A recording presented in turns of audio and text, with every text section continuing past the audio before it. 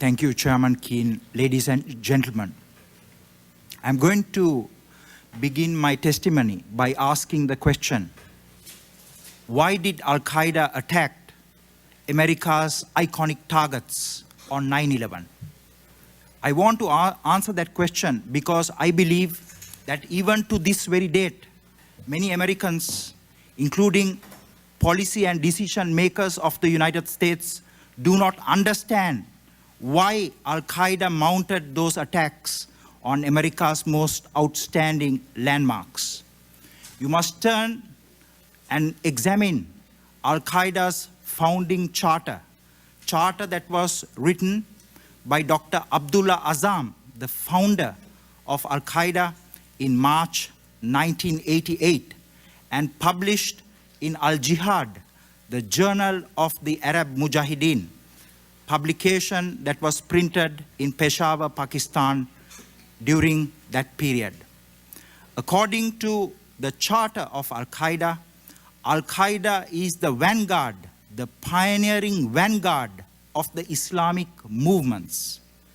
That is, as the spearhead of Islam. According to Al-Qaeda, Al-Qaeda must mount attacks that will inspire and instigate the other Islamic movements as well as the wider Muslim community that seeks to support, that Al-Qaeda wants to build support in order to continue with their political agenda.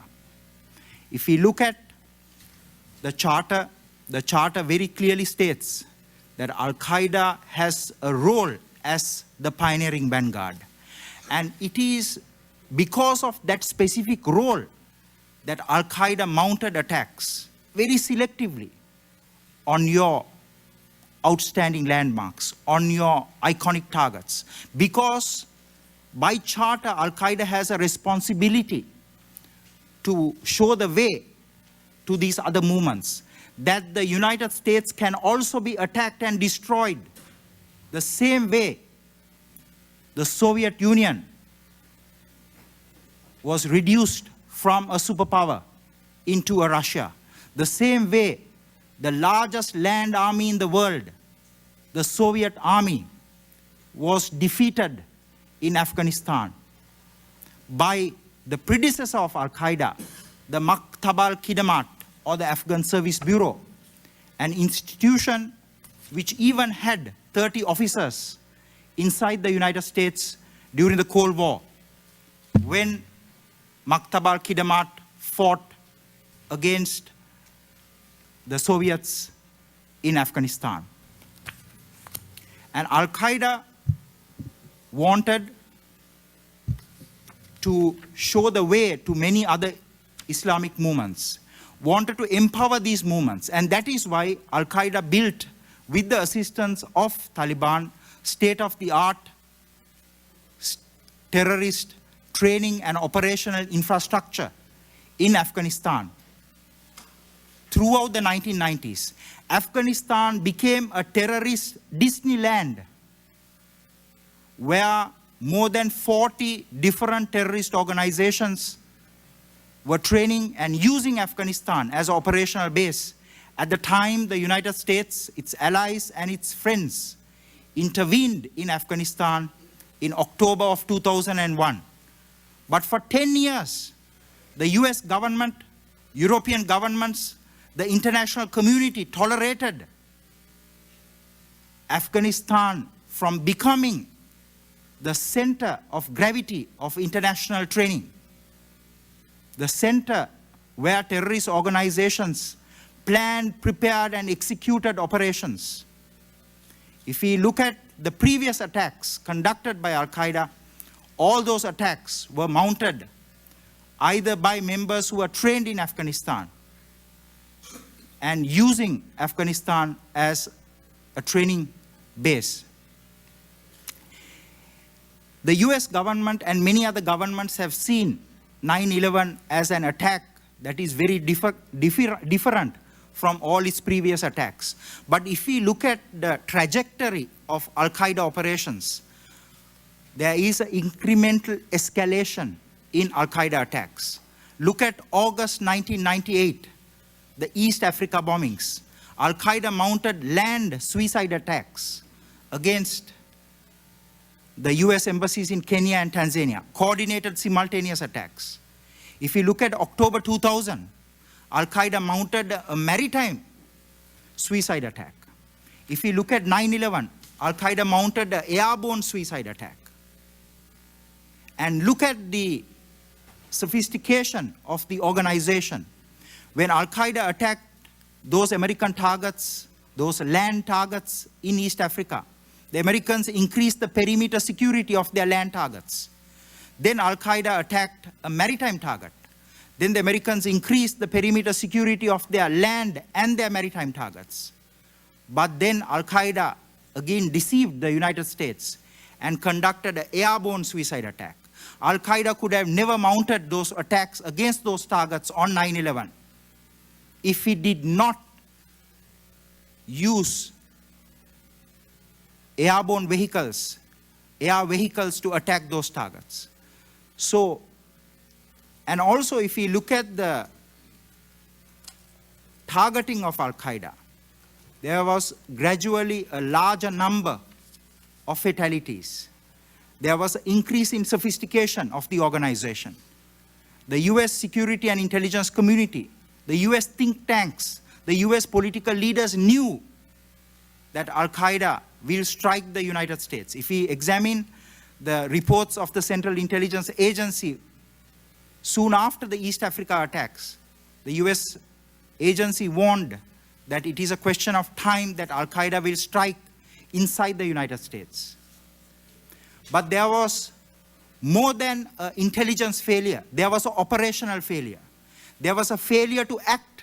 You knew that your country will be attacked, but you did not do what was necessary to prevent your country being harmed and humiliated. You knew that the intention of Al-Qaeda was to kill American people wherever they could be found. But still you did not act, and therefore you paid a very heavy price for it. In the future, if you want to prevent these attacks, you must continue the path that you have adopted after 9/11 in terms of establishing closer security and intelligence cooperation, especially with the Asian and the Middle Eastern Muslim countries. Because today, the threat has moved beyond Al-Qaeda. Today, we are confronting a large number of Islamist terrorist organizations. Let us look at the two waves of attacks that we saw in October last year and May this year. The attacks in May this year were staged on the 12th of May by Al-Qaeda in Saudi Arabia. On the same day, there were attacks in Chechnya. On the 14th of May, also attacks in Chechnya by Al-Ansar Mujahideen, a group that is very close to Al-Qaeda. For example, the head of the Al-Ansar Mujahideen in Chechnya, his real name is Muhammad Al-Ghamdi. He goes by the name of Abu Walid. Muhammad Al-Ghamdi is the cousin brother of two of the 9/11 hijackers, Ahmad Al-Ghamdi and Hamza Al-Ghamdi. So you can see the coordination of the attacks in that week of May between Al-Qaeda and the Chechen group. Then again, on the 16th of May in Casablanca, the Casablanca attack was not by Al-Qaeda, but by an associate group of Al-Qaeda called Asirat al-Mustaqim. Then again, the previous day, that is on the 15th of May, again an associate group of Al-Qaeda, Lashkar-e Jangvi, attacked 21 Shell and Caltex stations in Pakistan. Coordinated simultaneous attacks. Within half an hour, 21 stations attacked. So you can see within that week, Al-Qaeda, Asirat al-Mustaqim, Al-Ansar Mujahideen, and Lashkar-e Jangvi coordinating attacks. So what I would like to say is that the threat has certainly moved beyond Al-Qaeda.